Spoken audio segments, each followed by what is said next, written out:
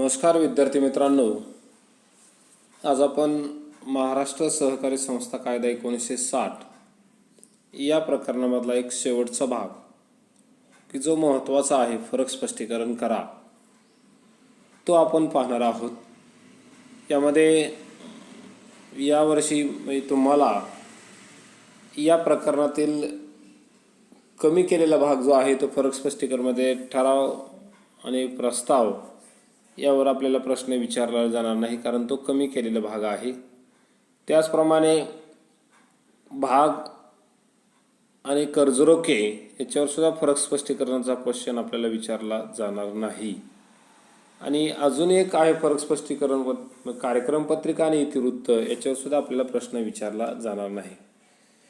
मग जे राहिलेले आहेत त्यामध्ये महत्त्वाचं प्रकरणामध्ये बघा, महत्त्वाचा भाग जो आहे तो म्हणजे ठेवींचे प्रकार आणि सभांचे असणारे प्रकार यावर आपल्याला फरक स्पष्टीकरणमध्ये विचारला जाऊ शकतो। मग त्या दृष्टीने आजच्या व्हिडिओच्या माध्यमातून आपण तो फरक स्पष्टीकरण पाहणार आहोत। तत्पूर्वी फरक स्पष्टीकरणमध्ये अंतर्गत साधने आणि बाह्य साधने हा एक आपण पहिला फरक पाहणार आहोत। ज्यामध्ये बघा, फरक स्पष्टीकरण लिहित्या वेळेस विद्यार्थ्यांना लक्षात ठेवायचं की पेजचे बरोबर 2 भाग करायचे। 2 भागमध्ये जो काही फरक असेल पहिला पॉईंट तिथे येईल आणि नंतर दुसरा येईल। जसे यामध्ये अंतर्गत साधने आणि बाह्य साधने आणि मुद्दे आले पाहिजेत। ते मुद्दे हा एक पॉईंट येणं अपेक्षित आहे। अनुक्रमाने का किमान 5 ते 6 पॉईंट इथं येणं गरजेचं आहे आणि त्या पद्धतीने उत्तर येणं अपेक्षित आहे। की पहिला पॉईंट जो आहे अंतर्गत साधने आणि बाह्य साधने या संदर्भात आपण फरक स्पष्टीकरण बघूया। की पहिला पॉईंट अर्थ म्हटलेला आहे, व्याख्या किंवा अर्थ की ज्या साधनं अंतर्गत, अगोदर पहिलं जे आहे ते अंतर्गत साधने, ज्या साधनाद्वारे संस्थेला स्वमालकीचे भांडवल सभासदांनी पुरवले असते अशा साधनांना अंतर्गत साधने असे म्हणतात। बाह्य साधने ज्या साधनाद्वारे संस्थेला विशिष्ट कालावधीसाठी भांडवल उपलब्ध होते व विशिष्ट कालावधीनंतर ते भांडवल परत करावे लागते अशा साधनांना बाह्य साधने असे म्हणतात। दुसरा पॉईंट दिलेला आहे समावेश। अंतर्गत साधनामध्ये भाग भांडवल, प्रवेश शुल्क, राखीव निधी, सभासदांच्या ठेवी इत्यादी साधनांचा समावेश होतो। तर बाह्य साधनामध्ये बिगर सभासदांच्या ठेवी, कर्ज, कर्जरोख्यांची विक्री, सरकारी मदत, अनुदान, देणग्या इत्यादीचा समावेश होतो। तिसरा पॉईंट दिलेला आहे मुदत। अंतर्गत साधनाद्वारे संस्थेकडे कायमस्वरूपी भांडवल उपलब्ध होते। बाह्य साधनामध्ये बिगर सभासदांच्या ठेवी किंवा बाह्य साधनामध्ये जर बघितलं आपण तर संस्थेकडे विशिष्ट कालावधीसाठी भांडवल उपलब्ध होत असते, कारण ते कालांतराने परत करावे लागते। चौथा पॉईंट स्थैर्य। अंतर्गत साधनामुळे सहकारी संस्थेला आर्थिकदृष्ट्या स्वावलंबी बनते आणि बाह्य साधनाद्वारे सहकारी संस्था परावलंबी बनते, म्हणजे दुसऱ्यावर अवलंबून असणारी संस्था बनते। त्यानंतर पाचवा पॉईंट दिलेला आहे अधिकार की स्वतःचे भांडवल किंवा मालकी भांडवल पुरवणारे सभासद हे संस्थेचे मालक असतात। संस्थेच्या व्यवस्थापनात त्यांचा सहभाग होण्याचा अधिकार असतो आणि बाह्य साधनामध्ये कर्ज पुरवठा करणाऱ्या संस्था सहकारी संस्थेच्या व्यवस्थापनात सहभागी होण्याचा त्यांना अधिकार नसतो, परंतु शासन या नियमात अपवाद असू शकते। फक्त शासनाला सहभागी होता येऊ शकते, अपवाद असू शकते म्हटलेलं आहे। की अशा पद्धतीने अंतर्गत साधने आणि बाह्य साधने हा एक फरक आहे। कार्यक्रम पत्रिका आणि इतिवृत्त याच्यावर आपल्याला क्वेश्चन विचारला जाणार नाही, म्हणून तो आपण घेणार नाहीत। त्यानंतर महत्त्वाचा फरक स्पष्टीकरण आपल्या जो त्याला IMP करावं वाटलं असतं, महत्त्वाचं आहे चालू ठेवी, बचत ठेवी, मुदत ठेवी आणि पुनरावृत्ती ठेवी यापैकी तुलनात्मक अभ्यास म्हटलेला आहे। की चारपैकी एक आपल्याला विचारलाच जाणार आहे। की ज्यामध्ये पहिला पॉईंट अर्थ। आता बघा, चालू ठेवी कशाला म्हटलेला आहे? अर्थ किंवा व्याख्या व्यापारी, व्यावसायिक व उद्योजकांना त्यांचे सर्व व्यापारी व आर्थिक व्यवहार या ठेवीद्वारे सुलभरितेने करता येतात त्या ठेवींना चालू ठेवी असे म्हणतात।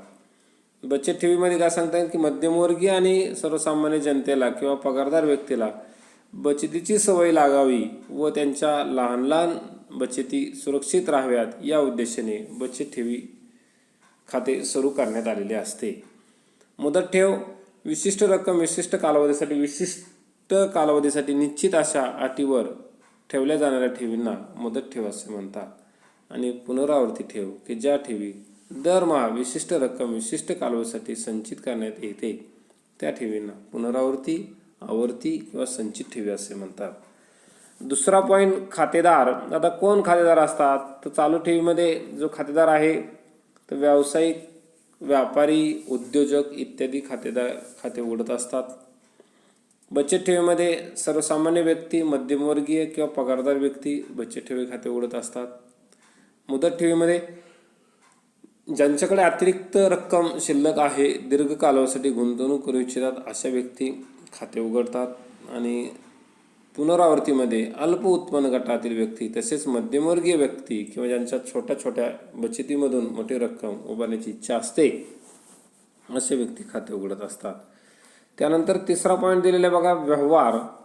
की चालू ठेवीमध्ये किती वेळा रक्कम ठेवता येते व खात्यामध्ये पैसे काढण्यावर कोणतेही बंधन नसतात. दिवसातून किती वेळा पैसे काढता येतात. त्यानंतर बचत ठेवीवर, या ठेवीवर किती वेळा रक्कम ठेवता येते, रक्कम किती वेळा ठेवू शकतो, पण बचत खात्यातून किती रक्कम काढण्याची यावर बँकेचे बंधने असतात.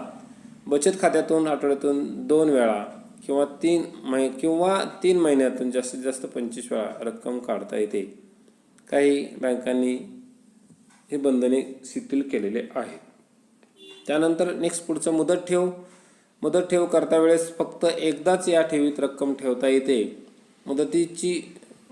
ठेवीची मुदत संपण्या अगोदर ठेवीतून रक्कम काढता येत नाही, परंतु ठेवीच्या पावतीच्या तारणावर कर्ज मिळवता येते. आणि आवर्ती, या ठेवीत दरमहा विशिष्ट रक्कम विशिष्ट कालावधीपर्यंत ठेवली जाते. ठेवीची रक्कम व त्यावर व्याजाची रक्कम ठेवीचा कालावधी संपल्यानंतर दिली जाते. चौथा पॉईंट, व्याजाचा दर. चालू ठेवीवर व्याज दर दिला जात नाही. काही बँका अल्प दराने व्याज देतात. बचत खात्यात असणारी सरासरी शिल्लक रकमेवर ठराविक दराने व्याज दिले जाते. आणि मुदत ठेवीमध्ये, या ठेवीवर जेवढ्या जास्त कालावधीसाठी विशिष्ट रक्कम बँकेत ठेवली जाते, जास्त दराने व्याज दिले जाते.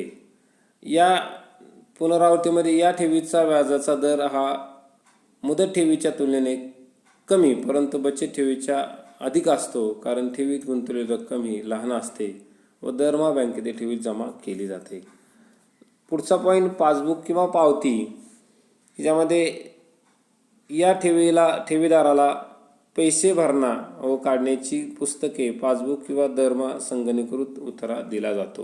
कशामध्ये? करंट अकाउंटमध्ये, चालू ठेवीवर. बचत ठेवी खातेदारास बँक पासबुक किंवा चेक दोन्ही देते. मुदत ठेवीमध्ये कोणत्याही प्रकारची पुस्तके किंवा धनादेश ठेवीदाराला दिले जात नाहीत, फक्त मुदत ठेव पावती दिली जाते. आणि पुनरावृत्ती ठेवी खातेदाराला बँक पासबुक देते. नेक्स्ट पुढचा पॉईंट दिला आहे, सवलत. की या ठेवीदाराला बँक, ATM, कोर बँकिंग इत्यादी प्रकारच्या सुविधा आणि आधी विकर सवलत ही देते, ज्याला ओव्हरड्राफ्ट फॅसिलिटी म्हटलेलं आहे. फक्त करंट अकाउंटलाच मिळते, हे विद्यार्थ्यांनी लक्षात ठेवायचं की आधी विकर सवलत त्याला ओव्हरड्राफ्ट फॅसिलिटी म्हटलेलं आहे. त्यानंतर बचत ठेवीमध्ये बँक, ATM, सुरक्षाखन सुविधा, कोर बँकिंग सुविधा पुरवते, परंतु बचत खातेदाराला अधिकर सवलत दिली जात नाही. मुदत ठेवीदाराला कोणत्याही बँकिंग सेवा, उदाहरणार्थ ATM, कोर बँकिंग इत्यादी अधिकर सवलत मिळत नाही, फक्त ठेवीच्या तारणावर कर्ज मिळते. आणि पुनरावृत्ती ठेव खातेदाराला ATM, कोर बँकिंग, अधिकर सवलत यासारख्या सवलती दिल्या जात नाहीत.